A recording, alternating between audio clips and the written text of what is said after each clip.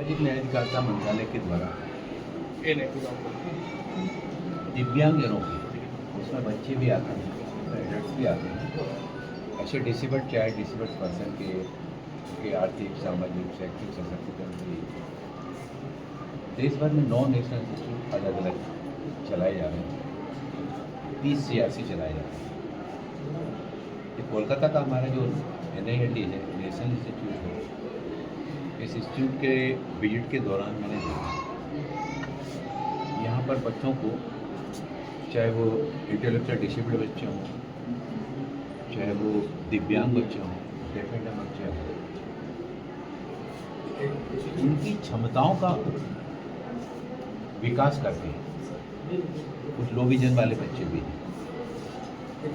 ऐसे सारे बच्चों की अलग अलग क्षेत्र में उनकी पहचान करके उन बच्चों का विकास मनोवैज्ञानिक ढंग से, साइकोलॉजिकल ढंग से, जिनको फिजियोथेरेपी की आवश्यकता उनको फिजियोथेरेपी, जिनको स्किल के माध्यम से उनको सशक्त किया जा सकता उनको स्किल ट्रेनिंग दे करके, ऐसी बहुत सारी एक्टिविटीज यहाँ पर चलाई जाती है। साथ ही जो एडल्ट्स आते हैं, किसी का एक्सीडेंट हो गया, बच्चा घर के कारण उसको धक्का लग गया,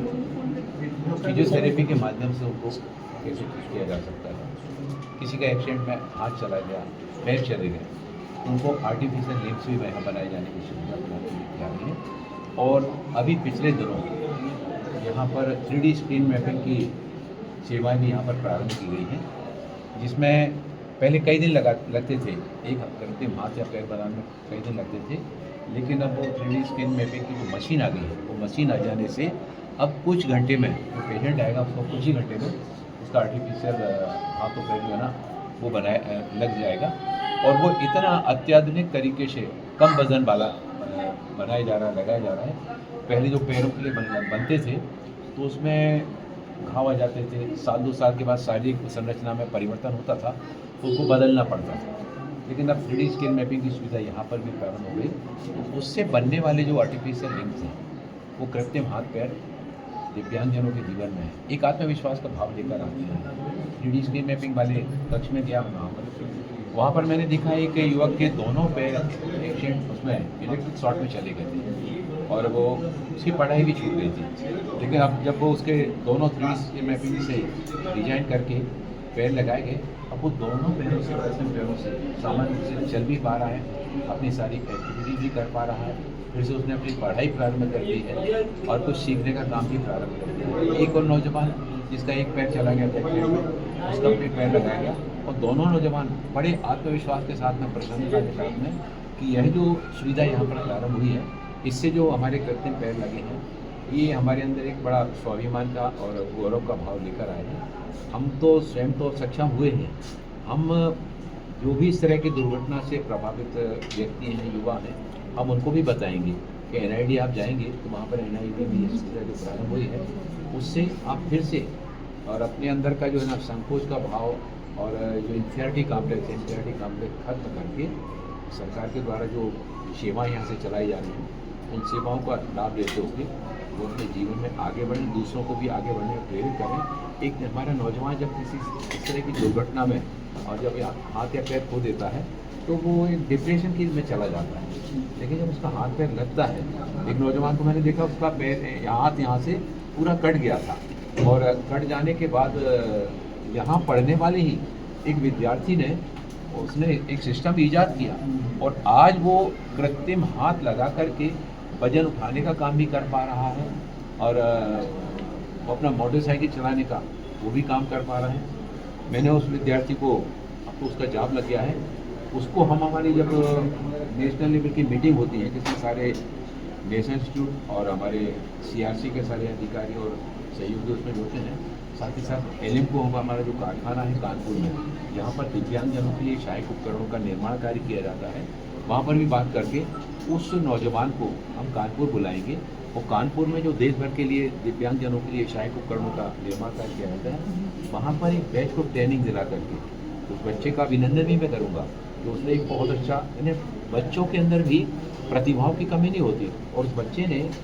ऐसे व्यक्तियों के लिए, ऐसे युवकों के लिए जिनका हाथ चले जाने के बाद और वो बहुत निराशा के दौर में गुजर रहे होते हैं, उनके लिए उसने ये सिस्टम ईजाद करके एक अंधेरे में बहुत बड़ा प्रकाश लाने का काम उसके द्वारा किया गया है। यहाँ पर बहुत सारी चीज़ें देखने को मिली हैं, कई चीज़ों की तरफ हमारे यहाँ के जो अधिकारी हैं और हमारे जो सहयोगी उनके द्वारा ध्यान आकर्षित कराया गया है। तो आने वाले समय में NILT का और भी ज़्यादा इम्प्रूवमेंट करके यहाँ पर बड़ी संख्या में यहाँ आने वाले जो व्यक्ति हैं, जो हमारे युवक हैं, हमारी माताएं बहनें हैं, उसको इसका लाभ मिल सके। इसमें पश्चिम बंगाल के साथ ही साथ मैंने देखा कि यहाँ पर बिहार से भी बड़ी संख्या में जो लगे हुए जगह पेशेंट आते हैं, यहाँ पर आसाम से भी आते हैं। तो ये आसपास के कई राज्यों के लिए डिसेबल्स पर्सन के लिए बहुत उपयोगी केंद्र है और काफ़ी पुराना भवन है ये। उस पुराने भवन की मरम्मत के लिए भी निर्देशित किए हैं। एक प्रस्ताव इनके द्वारा दिया गया, तो उस प्रस्ताव के बारे में भी मंत्रालय में ये प्रस्ताव आएगा, उसके बारे में विचार करेंगे। पहले यहाँ पर बताया कि 2 साल पहले तक लगभग 150-200 पेशेंट ऐसे आते थे, लेकिन यहाँ पर अब डॉक्टरों की संख्या भी बढ़ाई गई है। डॉक्टरों को 9 बजे आने के बाद वो 6 बजे तक का उनका समय है, लेकिन उस समय तक भी अगर कुछ पेशेंट रहते हैं तो पूरे पेशेंट को अटेंड करना है। इस तरह की जब प्रयासों को आगे बढ़ाया गया, आज लगभग 500 के आसपास पर डे जो है यहाँ पर यहाँ की इस केंद्र की सेवाओं का लाभ लेने वाले पेशेंट की संख्या बढ़ी है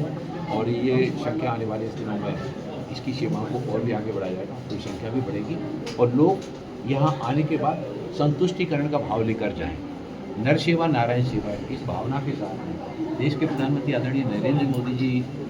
की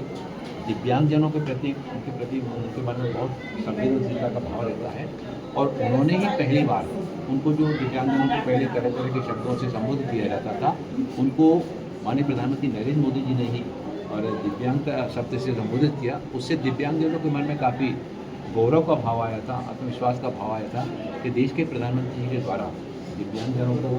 उनको इस तरह से सहानुभूति केवल नहीं बल्कि उनके जीवन में दिव्यांगजनों का सामाजिक आर्थिक शैक्षिक विकास कैसे किया जा सकता है।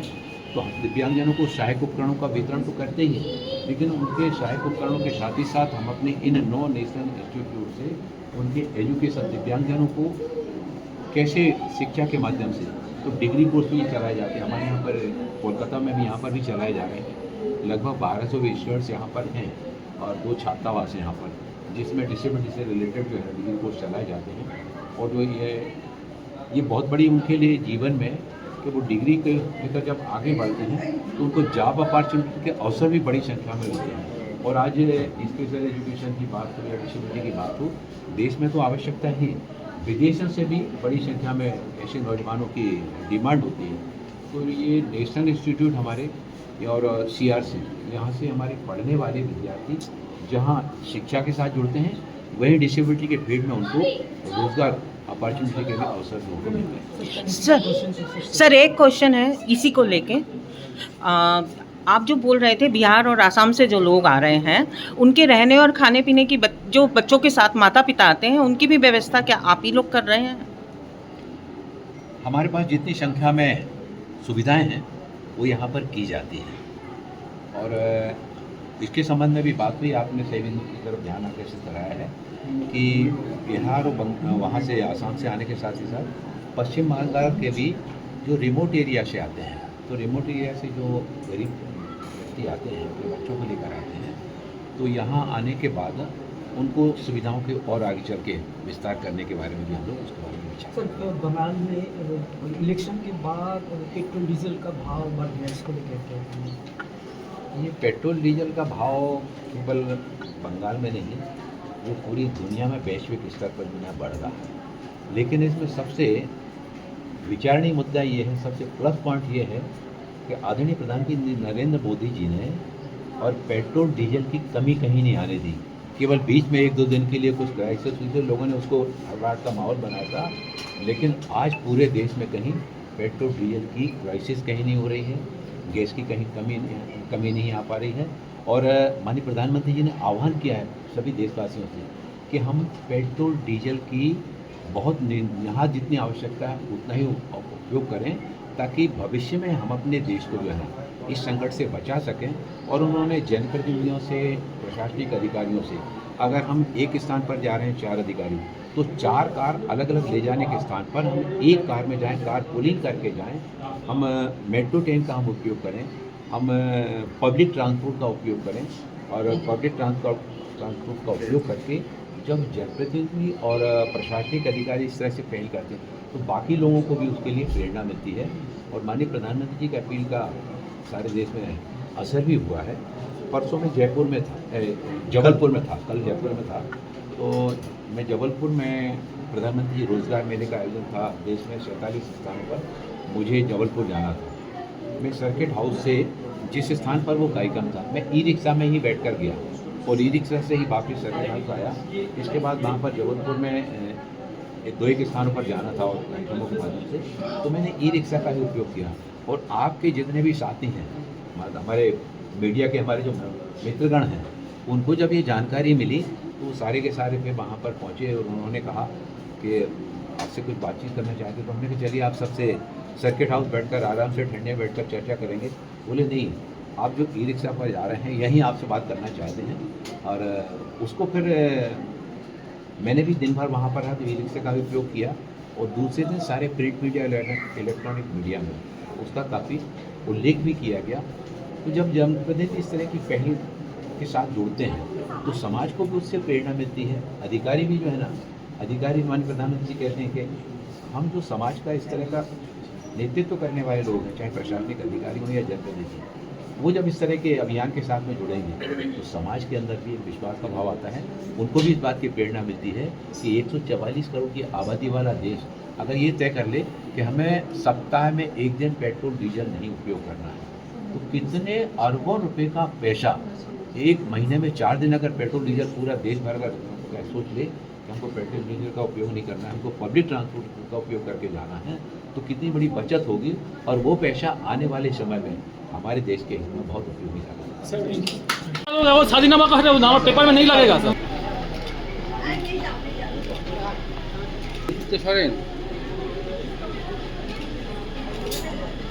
धन्यवाद।